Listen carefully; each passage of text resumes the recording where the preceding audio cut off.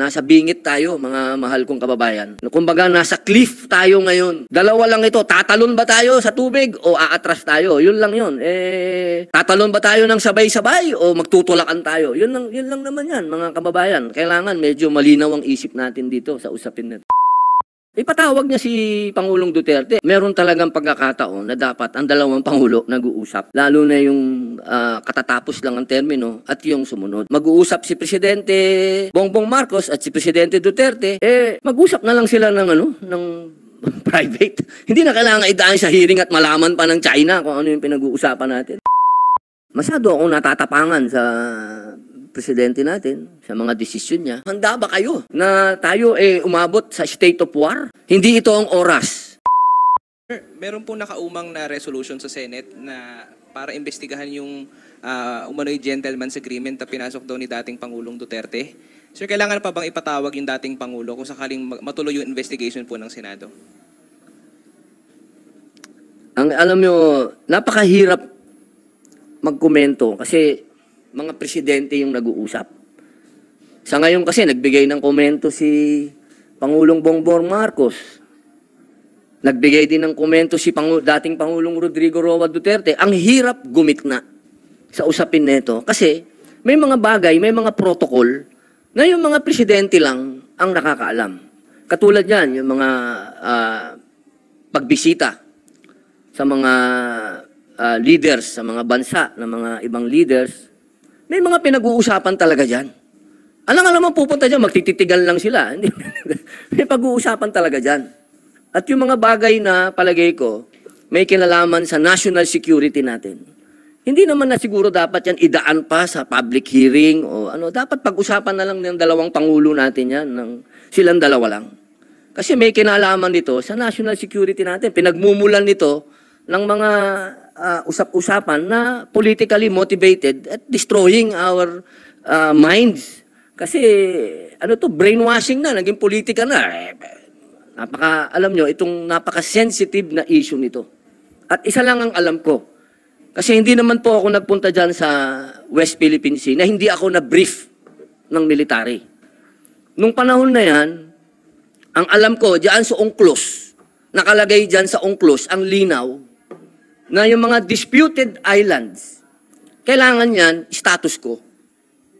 Sinabi yan, nandyan yan sa UNCLOS. Kaya, nung ako'y nagpunta dyan, nung ako'y umikot dyan, naiintindihan natin kung ano yung pinagtatalunan dyan sa West Philippine Sea. Kaya ang linaw po, na nung panahon ni Pangulong Rodrigo Roa Duterte, hindi naman tayo nagkaroon ng ganitong klaseng escalation. Ang nangyayari noon, kapag may nangyaring medyo mabigat, nadi-de-escalate sa agad. Ngayon lang kasi ito medyo lumaki na lumaki. Kaya sana kung mag-uusap si Presidente Bongbong Marcos at si Presidente Duterte, mag-usap na lang sila ng private. Hindi na kailangan idaan sa hearing at malaman pa ng China kung ano yung pinag-uusapan natin. Usap ni Duterte at ni President Marcos. Wala nang Senate hearing? Siguro ako lang po, hindi lahat ng bagay naman kasi kailangan natin ipaalam pa sa taong bayan, lalo na itong national security, na to. Siguro mag-usap muna si Presidente, yung dalawang presidente, at gumawa sila ng statement nila pareho para unity naman ang makita natin. No? Sa oras na to, ang kailangan natin, united ang mga Filipino, hindi tayo divided. Kasi nakikita naman natin yung mga ganap sa buong daigdig. Sana naman tayo mismo, mga Pilipino, sa oras na to, wag na natin masyadong bulaklakin ang politika kasi nasa bingit tayo, mga mahal kong kababayan. Kumbaga, nasa cliff tayo ngayon. Dalawa lang ito, tatalon ba tayo sa tubig o aatras tayo? Yun lang yun. Tatalon ba tayo ng sabay-sabay o magtutulakan tayo? Yun lang naman yan, mga kababayan. Kailangan medyo malinaw ang isip natin dito sa usapin na ito. Kayo kay dating Pangulong Duterte, are you convinced dun sa sinabi niya na wala siya isinurrender na part ng ating Philippine territory? Ay, opo ma'am. Imposible pong may sinurrender dahil ako nga bagamat Yun, top secret. Pero wala naman ng top secret. Alam na, pelikula na nga yung pinunta ko dun eh. Yung pinunta ko dun sa West Philippine Sea, siguro pagpapakita na yon na walang binibitawan na teritoryo ang ating mahal na Pangulong Rodrigo Roa Duterte. Kasi yun nga yung mission ko eh. Yun nga yung mission ko nung panahon na yun eh. Paano na sasabihin na nag-surrender tayo? Ang mission ko nga nung oras na yun, palakasin ang loob ng mga tao dyan sa mga isla na yan. At hindi lamang tayo pinayagan ng isang kernel na makapagtayo tayo ng milisya. Dahil nung panahon na yun, yun sana ang balak natin gawin, pero kinontra ng isang army kernel. So hindi natuloy. So paano sasabihin na nag-surrender si Pangulong Duterte? Hindi mangyayari. Sir, dapat po ba mag-reach out si Pangulong Marcos kay former President Duterte? Since sinabi naman ni Duterte na open yung lines niya for President Marcos. Alam ko kasi meron talagang pagkakataon na dapat ang dalawang Pangulo nag-uusap. Lalo na yung katatapos lang ang termino at yung sumunod. Yan ginawa na rin yan ni Pangulong Duterte nung naupo siya. Pinatawag niya yung mga dating presidente at tinanong niya tungkol sa West Philippine Sea. Siguro ganun din ang pwedeng gawin ni Pangulong Bongbong Marcos. Ipatawag niya si Pangulong Duterte. Ako naman alam ko anytime na patawag niya si Pangulong Duterte, dadating yun. Lalo na may kinalaman sa ating kasiranlan. Sir, kano ba naminaw ni former President Duterte na meron nga siyang kasunduan with China and then China insisting that there was indeed a gentleman's agreement na walang dadalhin repair material sa PRT Seraman. Do you think that deserves Ako po kasi hindi ko po alam, wala akong knowledge sa pinag-usapan ni Presidente Duterte at ang Pangulo ng China. Wala akong alam. Ang alam ko yung nasa UNCLOS. Kasi kung yun ang basihan, ang sabi doon, malinaw na wala dapat maganap na sa mga disputed islands at doon sa mga low tide islands, yung mga tinatawag nila, low tide elevation, hindi dapat magtayo ng mga konkretong infrastructure. Nandun yun eh. So siguro, ako, kasi ayoko magsalita ng wala akong basihan. Hindi ko alam kung anong pinag-usapan ni Presidente ng China at ng Pilipinas. Ang alam ko yung UNCLOS. Siguro, yun ang basihan nilang dalawa. Kasi ang nakalagay doon, bawal kang magtayo ng kahit ano sa mga low tide elevation at sa mga disputed islands. ayungin po kasi hindi na siya disputed since yung may arbitral ruling tayo na yung West Philippine Sea amin talaga yan. Talaga yan, oh. Pagka pinanghawakan natin kasi yung arbitral, talagang ilalaban natin na atin yun. Pero, siyempre, meron laging two sides of the coin. Eh. Yung isang side ng coin, ang sinasabi ng Amerika ay ng China, hindi naman sila sumama doon sa arbitral. Kasi pag arbitral, dapat dalawa lagi kumbaga, yung partido, dalawa. Nung nag-hearing at naggawa ng arbitral ruling, hindi naman na-involve ang China. So, yun ang posisyon ng China. Sinasabi nila, hindi naman kami sumama dyan sa kaso na yan. So, sa atin, siyempre, lagi tayong babagsak sa international law. Di ba? Ano ba yung international law? Bumagsak tayo sa UNCLOS. Kung ano yung sinasabi ng UNCLOS. Sir, recently nagkaroon ng joint naval and maritime activities between Philippines, Australia, US, and Japan. And then nasundan ng trilateral meeting o yung summit between US, Philippines, and Japan. Do you think makakakupayo ng tensyon sa West Philippine Sea o pwede itong magpatindi ka ng tensyon dahil baka mag-provoke nila? Alam niyo, ma'am, sa totoo lang, yung mga ganong mga paandar, titingnan ko na lang si Presidente at kung ano ang desisyon ni Presidente, susuportahan ko na lang. Sapagkat, siguro, siya ang Presidente, siya ang nakakaalam kung ano ang maganda para sa atin, magkaiba man kami ng pananaw, hindi na importante yung pananaw ko ngayon. Kasi huli na yun. Ang importante, suportahan ko yung Pangulo kung ano yung sa tingin niya na tama para sa atin. Kasi, sabi ko nga, nagkukwentuhan kami ng asawa ko. Kwento ko lang. Sabi niya, bakit? Parang hindi ka nagsasalita. Sabi niya, usually, madaldal ka. Sabi ko, iba na kasi ngayon. Kasi ngayon, nasa gobyerno na tayo. Labag man ako. Labag man ang kalooban ko sa ginagawa ni Presidente. Pero kailangan tumayo pa rin ako sa tabi niya at suportahan siya. Kasi sa akin, nag-iimbita na tayo ng mga kapitbahay natin galing sa malalayong lugar na sana inayos muna natin yung mga kapitbahay natin. Pwede naman tayong humingi ng saklolo doon sa ASEAN kasi yun ang malapit sa atin.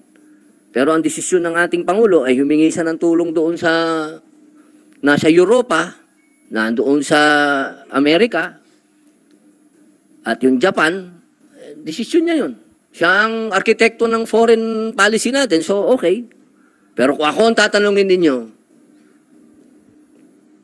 sana hindi na umabot doon. Pero dahil nandyan na, sige, nasa likod ako ng Pangulo.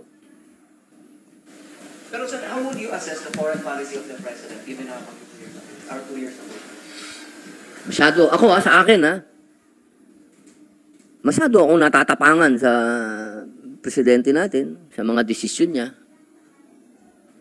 Pero siyempre, desisyon niya yan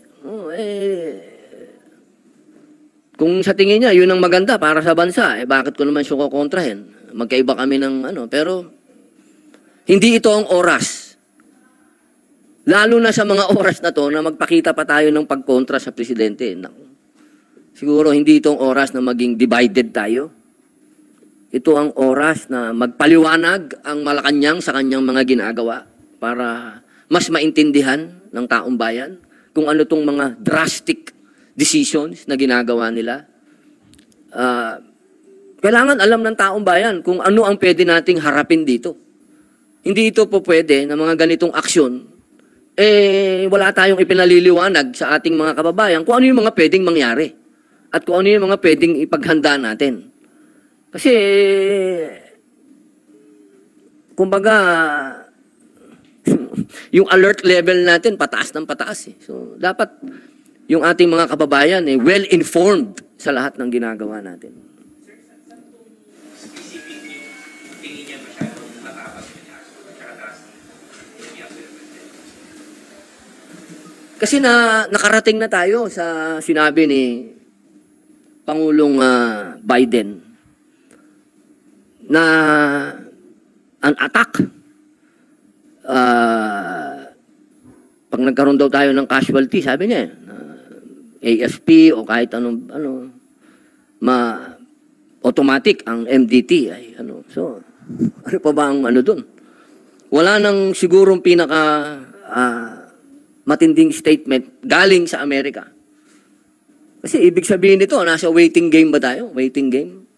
Pag may nangyari, halimbawa, dyan sa basaan ng tubig dyan na hindi tayo gumaganti, may madisgrasya dyan na Filipino citizen o Filipino serviceman. So, ibig sabihin, enacted na ang MDT. So, mabigat yun. Mga kababayan, yung Mutual Defense Treaty, pag binasa nyo yan, mabigat yan, ibig sabihin, gera na. Aba, handa ba tayo doon? Kayo ang tanungin ko, handa ba kayo? Na tayo umabot sa state of war?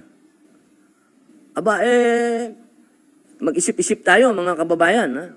Kasi, palagay ko, ang una dapat nating iniisip, pagkain. Pagka pumasok tayo dyan sa gulo na yan, meron ba tayong sapat na pagkain? Karamihan dito sa atin ngayon, imported ang pagkain. Alam naman natin na kapag nagkaroon ng ganyan na hindi pagkakaintindihan, ang una dyan mangyayari sa atin, food blockade. O, paano? Naisip ba natin yun? Saan tayo kukuha ang pagkain? Baka tayo-tayo lang dito, magkagulo na tayo Tayo-tayo lang Hindi natin kailangan ng invasion, ng invading forces. Tayo-tayo lang. Pagdating sa pagkain, mag-away-away na tayo. Sa akin po, masyadong lumaki. Masyadong lumaki yung problema. masyadong lumaki, masyadong ang dami ng nadamay. Pero sabi ko nga, nandyan na yan, suportahan na lang natin ang Pangulo natin kung ano ang mga desisyon niya. Hindi ito ang oras para magtalo-talo tayo. Sir, as a civil senator, we also ask the President or Malacanang or even the NC to brief the senators regarding the situation po sa WFP. Alam niyo po, gusto ko naman pong saluduhan ang ating armed forces at ang ating national security group, dahil lagi naman po silang nagbe-briefing sa amin. At ang nakakatuwa naman po, dahil pati po yung ating mga senador, talagang masusing pinakikinggan yung mga briefing sa amin. Pero sana lang sa next time na magkaroon ng briefing, kailangan meron din briefing ang economic team at ang diplomatic team. Hindi puro military. Kasi sa usapin na ito, mga mahal kong kababayan, kahit anong sabihin natin, hindi po natin, sa kabayanihan, kilala na tayo doon. Wala na tayong pwedeng, siguro, pagiging martir at heroism lang, wala nang tatalo sa Pilipino. Pero, kailangan ba? Kailangan ba yan ngayon? Ngayon na? Kailangan natin gawin yan? Pwede naman tayong mag-usap. Sana, yun lang. Sana magkaroon ng briefing ang ating DFA. Kung ano yung after niyan. Kasi after nung ginawa nilang Navy Patrol, after ng trilateral meeting, nagsalita yung China eh. Ang sabi ng China, hindi sila nagigimbal sa meeting na yan at sa patrol na yan. So, hindi tayo na, escalation ang nangyayari. Hindi na di-diffuse yung situation. Nagkaroon ng pagkakamali sa strategy natin kasi iwasan sana yung makita yung issue. Hindi naman po. Wala po akong sinasabing gano'n na nagkamali ng strategy kasi yung strategy ng Pangulong Rodrigo Roa Duterte, nagawa niya na yon. Di ba, nagawa niya na yan. Yung status quo, ganyan. No? So, siyempre, iba din naman ang gagawin, expected naman, na ibang Pangulo, iba ang strategy niya. Ito ang strategy niya, medyo, yung strategy lang, very bold lang yung strategy ng Pangulo na to. Pero hinahangaan ko to, hinahangaan ko tong strategy na to, napakatapang ng strategy na to. Pero sana lang, handa ang buong bayan sa strategy na to. Sana naiintindihan ng buong bayan kung saan tayo patungo. Hindi po pwede na hindi informed ang taong bayan kung saan pwede mapunta ito. Hindi po pwede. Yun lang po yung akin. Kung nung panahon, ni Pangulong Rodrigo Roa Duterte ay naging status ko yan, naging kalmado, ngayon, hindi po tayo kalmado. Kailangan natin informed ang mga tao. Ano ang gagawin natin susunod? Hindi pwedeng spectator lang ang tao dito. Hindi po pwede. Kailangan natin maging handa kung anuman ang pupuntahan po nito. Umani naman ito ng iba't ibang reaksyon mula sa ating mga netizens. Ayon kay Tab Anay Processor, kailangan nating tumapang tol. Hindi pwedeng magpapabuli tayo lagi. Wala naman tayong magagawa kung giyarahin tayo basta kung saan yung tama, doon tayo. Pahayag naman ni Albany Teco, yan dapat ang suportahan natin. Malayo pa ang termino niya, dapat lang hindi guluhin. At ito naman ang saloobin mula sa ating kababayan na si Alan Garcia, nasa likod kami ng Pangulo patuloy na susuporta.